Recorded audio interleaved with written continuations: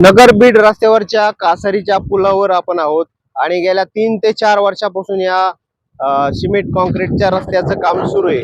आता मी सध्या कासारीच्या पुलावर आहे आणि याच पुलाचं काम होणार नाही कारण की एस्टिमेट मध्ये हे काम नाही असे इथल्या गुत्तेदाराने सांगितलंय। जुनाच पुलावर डागडुजी प्रकरण करण्यात येणार आहे आणि साईडनी थोड्या पट्ट्या करण्यात येणार असल्याचं सांगितलंय।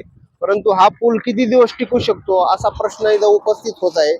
जर नवा पूर्ण महामार्ग होत असेल तर अशा एस्टिमेट मध्ये कुठंच असं नसतं की ते पूल पाडून दुसरे व्हावा। परंतु आपण बघू शकतो की हा आता जुना झालेला पूल आहे आणि हा पूल होणार नाही। या पुलावरच नव्याने डागडुजीकरण करण्यात येणार आहे आणि हा पूल कितपत जास्त दिवस टिकणार असा प्रश्न उपस्थित होत आहे।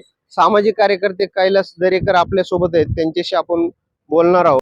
आपण साबलखेड ते आष्टी असा हा रस्ता आहे। गेल्या 4 वर्षापासून या रस्त्याचं काम चालू आहे आणि संथ गतीने काम चालू आहे।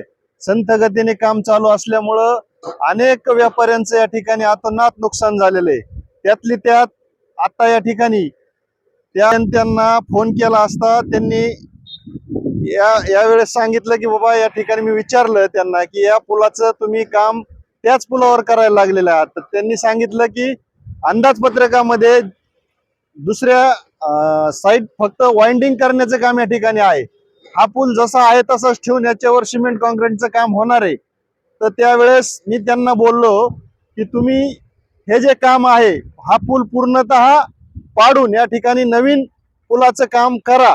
जर तसं झालं नाही तर या प्रशासनाच्या विरोधात आणि गुत्तेदाराच्या विरोधात या ठिकाणी आंदोलन उभा केलं जाईल आणि माननीय नितीन गडकरीजींना या ठिकाणी निवेदन दिलं जाईल। पूल जास्त काळ टिकणार नाही, त्यामुळं या ठिकाणी नवीन पुलाचं काम होणं गरजेचं आहे आणि त्या संदर्भात माननीय नितीन गडकरीजींना निवेदन देऊन आंदोलन उभा केलं जाईल।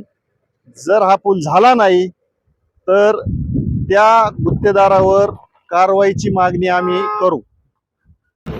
तालुक्यातल्या लोकप्रतिनिधींनी या पुलाची दखल घेऊन नव्याने पूल करण्यासाठी पाठपुरावा करावा अशी मागणी होत आहे। परंतु गेल्या 4-5 दिवसापूर्वी आमदार सुरेश धस हे केंद्रीय मंत्री नितीन गडकरी यांना भेटून याबाबतचा पाठपुरावा केला असल्याचं समजत आहे। त्यामुळे हा पूल आता नव्याने होईल का असा प्रश्न उपस्थित होत आहे। अविशांत कुमकर, आज मराठी न्यूज, आष्टी, बीड।